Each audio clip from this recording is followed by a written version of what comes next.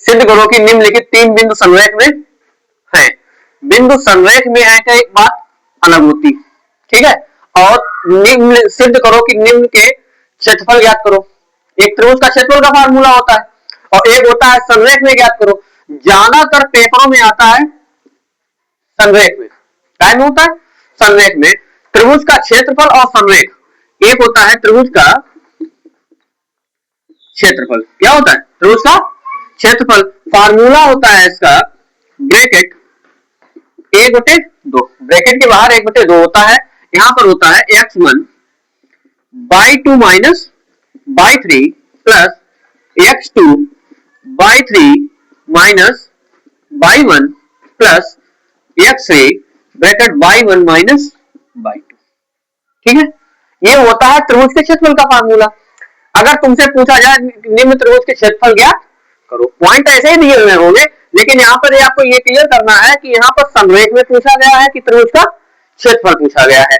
अगर संरेख में पूछा गया है तो देखिए फार्मूला यही रहता है, बस थोड़ा सा डिफरेंस करना क्या है कि अगर कहेगा संरेख में है, कहाँ में है, संरेख में है, तो फिर फार्मूले में 1/2 नहीं लगता। और क्यों नहीं लगता वो बताएंगे कि लगता क्यों नहीं है, उसका रीजन है। अब यहां पर लगेगा x1 ब्रैकेट में by 2 minus by 3 plus x2/3 minus by 1 plus x3/1 minus by 2 is equal to 0। मतलब क्या है कि बराबर में क्या लगा दिया गया, 0 लगा दिया गया। और कोई भी संख्या जो गुणा में होती है, जो बराबर के उस तरफ जाती है तो कहाँ में जाती है, भाग में। और जब कोई संख्या भाग में जाती है और 0 के जब भाग में जाएगी तो आंसर क्या आएगा, 0 आएगा। इसीलिए यहाँ पर 1/2 नहीं लगता है। अगर तुमको त्रिभुज का क्षेत्रफल निकालने को बोला जाए तो ये वाला फार्मूला यूज होगा, अगर संरेख में निकालने का बोला जाए तो ये वाला फार्मूला यूज होगा। अगर इस टाइप का कोई क्वेश्चन आता है तो वो क्वेश्चन या तो आता है 2 नंबर का या आता है बेटा 4 नंबर का, 2 नंबर का या 4 नंबर का। संरेख में पूछेगा तो जहां तक 4 नंबर का ही पूछेगा। और इसको करने का जो सबसे आसान तरीका है, देखिए सवाल तो सब करेंगे, हर व्यक्ति पढ़ रहा है, हर व्यक्ति सवाल करेगा, लेकिन सबसे अच्छा तरीका है कम समय में हो, गलती होने के 100% चांस हमारे क्या रहे, कम रहे। तो उसमें करना क्या है, जैसे ये वैल्यू दी गई है, तुम्हें क्या करना, x1 x2 by 1 by 2 x3/3, ये सब तुमको क्या पहले से ही लिख लेने हैं। अगर तुम पहले से ही इनको लिख के अलग कर लोगे तो तुम्हें समस्या सवाल करने में नहीं रहेगी। जैसे यहाँ पर देखो x1 का मान कितना दिया गया है, 6 दिया गया है।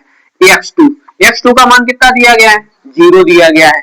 x3 का मान कितना दिया गया, -6, ठीक है। अब यहाँ पे लिख लो बाई 1 का मान कितना दिया गया है, 9 दिया गया है। बाई 2 का मान कितना दिया गया है, 1 दिया गया है।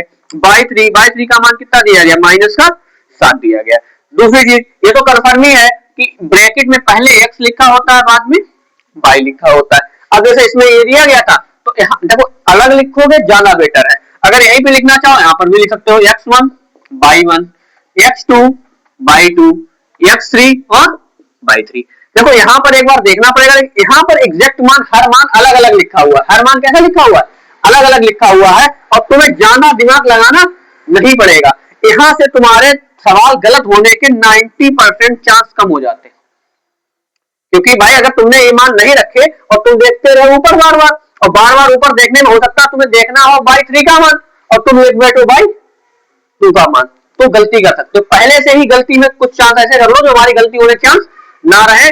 और देखो क्वेश्चन फार्मूला अगर आ रहा होगा तो 90% जो गलती होती है मैथ में वो होती है गुणा और भाग में, ठीक है। अगर वैल्यू सही है तो गुणा भाग में गलती होगी, और वैल्यू सही नहीं रखी तो बेटा पूरा का पूरा सवाल ही गलत हो जाएगा।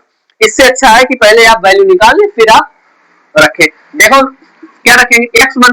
अब x1 का जैसे ही मान आया तुरंत मेरी जगह इस तरफ जाएगी। x1 का मान कितना दिया गया, 6 दिया गया है। बाई 2 का मान कितना दिया गया, 1। बाई 3 का मान कितना दिया गया, ब्रैकेट में लिखना है यहाँ पे माइनस का 7, बिल्कुल ऐसे ही लिखना है, ब्रैकेट में लिखोगे -7।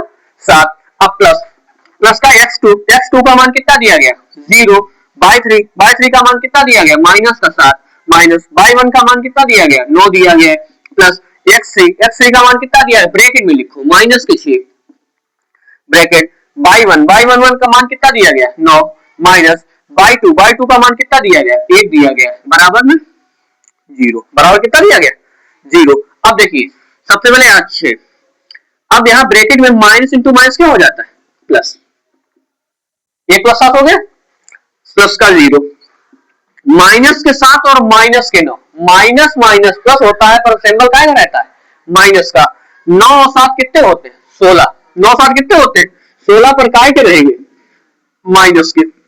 अब देखो यहाँ पर प्लस प्लस माइनस क्या हो जाएगा, माइनस के 6 हो गए, ब्रैकेट 9 में से 1 घटाओगे कितने बचेंगे बेटा 8, बराबर क्या आ गया 0 आ गया, ठीक एग्जैक्ट। अब 7 और 1 8 हो जाएंगे, 6 में गुणा कितना हो जाएगा 8 हो जाएगा, ठीक है। अब 0 में किसी भी संख्या का मल्टीप्लाई करते हैं आंसर क्या आता है 0, 0 का किसी संख्या में मल्टीप्लाई करते हैं आंसर 0 आता है, और 0 सिर्फ किसी संख्या में मल्टीप्लाई करते हैं तब भी आंसर क्या आता है 0 ही आता है।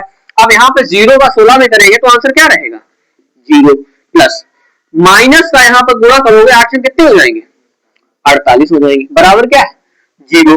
अब यहाँ पर 8 से कितने रहते हैं 48, और माइनस के कितने रहते हैं 48, बराबर 0।